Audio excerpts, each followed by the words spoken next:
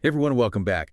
Today, we're diving into something a little different. We're looking at Amar upon Adhar, which translates to My Own Darkness. My Own Darkness. It's by Humayun Ahmed. Yeah.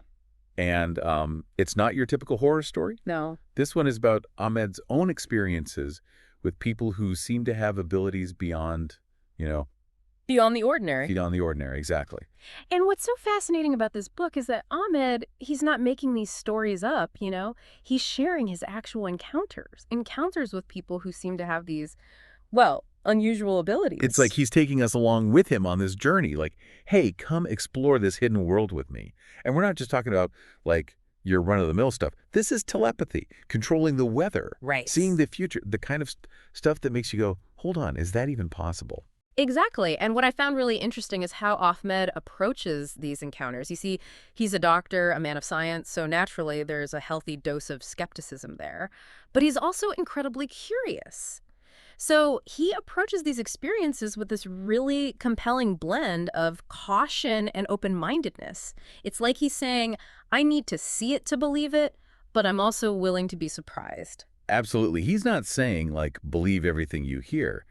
He's saying, consider it. Yeah, Think about the possibilities here. What if? precisely. What if, right? And that's where things get really, really interesting. Hmm. Because there's this recurring theme that runs through all these stories, almost like a hidden melody. A lullaby. Yes, a lullaby, this very specific lullaby that keeps popping up in the most unexpected places. And get this, Connects them. it connects them. Yes, this very specific lullaby, which, and Ahmed actually transcribes the melody in the book. It's not just a vague description. He actually notates the lullaby.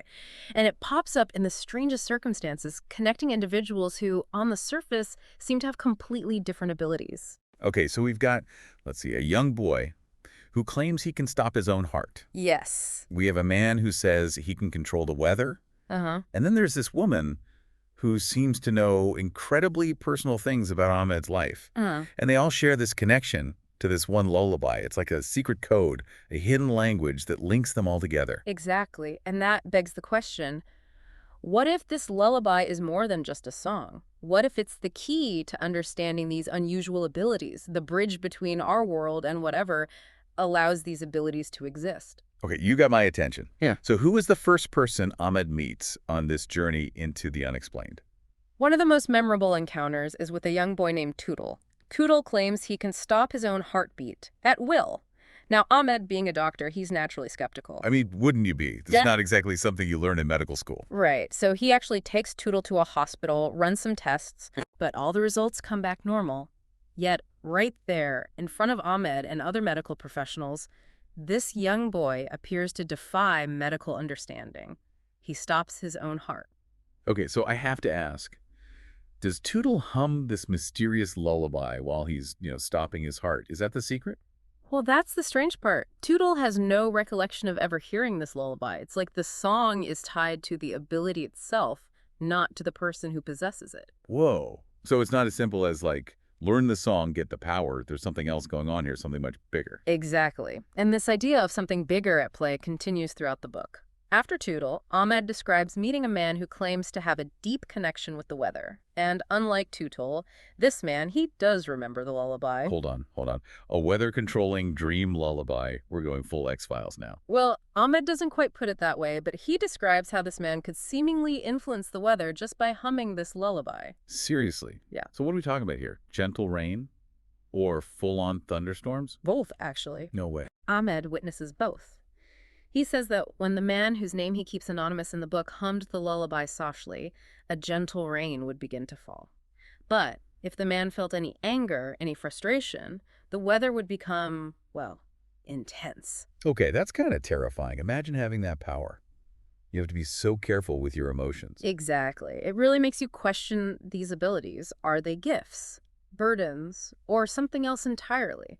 And that's a question that Ahmed really grapples with throughout the book. I bet to encounter something like that, it would really shake up your whole understanding of how the world works. Absolutely. And you can really feel that struggle in Ahmed's writing. He's constantly analyzing, questioning, trying to reconcile his scientific mind with these seemingly impossible events. It's like he's inviting us along on that journey of discovery, challenging us to keep an open mind. Now, you mentioned a woman who seemed to know things about Ahmed's life that she shouldn't have. That one really piqued my curiosity. What happened there? So this woman, she just comes up to Ahmed and starts revealing these incredibly personal details about his life. Things that no stranger could possibly know. I mean, that's giving me chills just thinking about it. How is that even possible? It's definitely one of the most unnerving encounters in the book. Ahmed describes feeling deeply unsettled, almost violated, even though this woman, she wasn't threatening him in any way. Did he ever mention how she knew these things? Did she ever claim to be like psychic or anything? It's interesting, she never actually puts a label on her abilities, Oh. but she does make these vague references to knowing things before they happened, which, I mean, Oh. if that's true, that opens up a whole other can of worms about free will and destiny, you know? Yeah. And here's where it gets really weird. She also mentions the lullaby. Okay, of course she does. It's like this hidden thread connecting all these strange encounters. But what does she say about it? Does it give her like visions or something? Not exactly. She describes it more as a constant presence in her mind, like a background hum to her existence, which, Okay, that's a little creepy. yeah, it's a bit unnerving, to be honest, Yeah. but it adds another layer to this whole mystery, right? You've got Tootle, who has no connection to the lullaby at all, and then this woman who hears it constantly. It's like the rules of this other world, this world of extraordinary abilities, they're completely different from our own. Unknowable, even. Exactly. It makes you wonder, is the lullaby itself the source of these abilities, or is it just a byproduct, a side effect of whatever is happening here? And Ahmed, he struggles with these questions throughout the book. As we are, right along with him, trying to piece together this puzzle.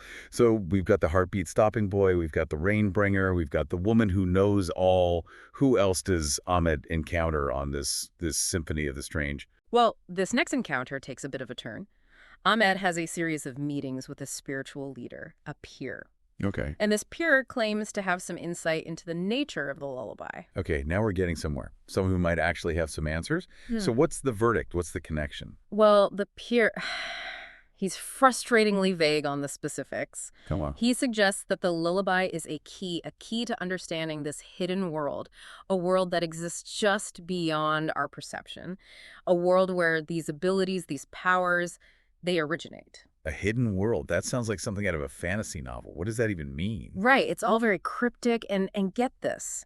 The peer actually warns Ahmed against trying to learn too much about the lullaby. He does why? What is it, like dangerous or something? He suggests that it is. Right. That the knowledge itself is dangerous. Dangerous. How can a lullaby be dangerous? Oh. What kind of power does this song have? That's the million-dollar question, isn't it? And unfortunately, the peer, he doesn't give us a straight answer. He just hints that revealing the truth, understanding the lullaby completely, it would upset some kind of balance. Okay, this is giving me serious, be careful what you wish for vibes, like those stories where someone stumbles upon forbidden knowledge and it destroys them. Exactly. It definitely adds another layer to the mystery. If the knowledge is so dangerous, why is the song being revealed to these individuals at all? What's the purpose? Maybe it's a test. Like they're being shown a glimpse behind the curtain, given a taste of the extraordinary, but it's up to them to decide what to do with it. That's one way to look at it. But then that also raises the question, who or what is doing the testing? Is there some higher power orchestrating all of this? It's all left unanswered. And that's what's so captivating about this book, about this whole conversation. Every answer just leads to more questions. We're left with this sense of wonder, this feeling that there's so much more to discover. But where do we go from here? What other wonders does Ahmed uncover on his journey into the unexplained? It's like we've stumbled into this secret world, a world where anything is possible. And this lullaby is like the only map we have. And what strikes me is that Ahmed, he never loses sight of the human element in all of this. He doesn't just focus on the abilities, the powers. He remembers the people, their stories, their struggles. He reminds us that these are real people dealing with something they can barely understand. Right. They're not just like case studies or something. They're people. And this lullaby, this mysterious song, it's like it follows them. Or maybe it leads them. I don't know. It's just strange. It really is. It's both fascinating and, well, a little bit unsettling. Speaking of unsettling, you mentioned earlier that Ahmed meets a group of musicians who claim that their music, it channels energy from another dimension. That's taking things to a whole other level, even for this book. It's definitely one of the more abstract encounters in the book. Ahmed doesn't really go into detail about the music itself, but he describes this feeling in the air when they played, this presence, like something powerful was moving through the room. So it wasn't just like a normal concert then. There was something else happening. Yeah, something more than just music. Ahmed describes this sense of connection, of transcendence, like the music was tapping into something beyond our world, beyond our understanding. Okay. And did these musicians, did they have any connection to, you guessed it, the lullaby? Or Right. was this something totally different? They did. They told Ahmed that they would often hear the lullaby right before they started playing, like almost like it was a tuning fork, Wow. preparing them to channel that energy.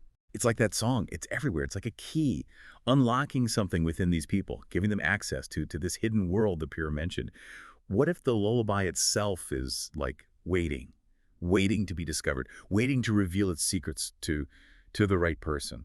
It's a very intriguing thought, isn't it? This simple melody holding the key to a world beyond our comprehension, a world where anything is possible, and maybe, just maybe, it's closer than we think. Okay, now you're just messing with me. Ah. But in all seriousness, as we wrap up our deep dive into Amar upon Adhar, what do you hope our listeners will take away from all of this?